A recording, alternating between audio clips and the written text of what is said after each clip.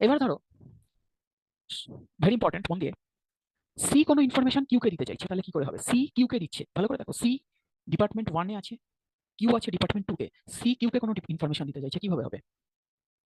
C B কে দেবে, B A কে দেবে, A P K দেবে, পি কিউ কে দেবে। বোঝা যাচ্ছে? অর্থাৎ সি কিন্তু কখনোই ডাইরেক্টলি পি এর কাছে, সি কিন্তু কিউ এর কাছে ডাইরেক্টলি যাবে না, চেনে মধ্যে দিয়ে যাবে। This is called scalar chain. Scalar চেনের একটা এক্সেপশন আছে।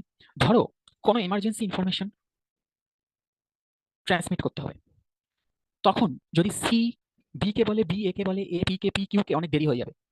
খুব ইমার্জেন্সি বেসিসে C wants to send some information to Q on emergency basis. In that case scalar chain can be broken. In that case scalar chain can be broken. So scale normally যে কোনো information চেনে pass হবে, but only in case of emergency situations এই চেনটাকে break করা যেতে পারে, and direct communication is possible. Directly C Q K communicate করতে পারে only in case of emergency. আমরা এই কনসেপ্টটাকে বলবো গ্যাং প্ল্যাঙ্ক।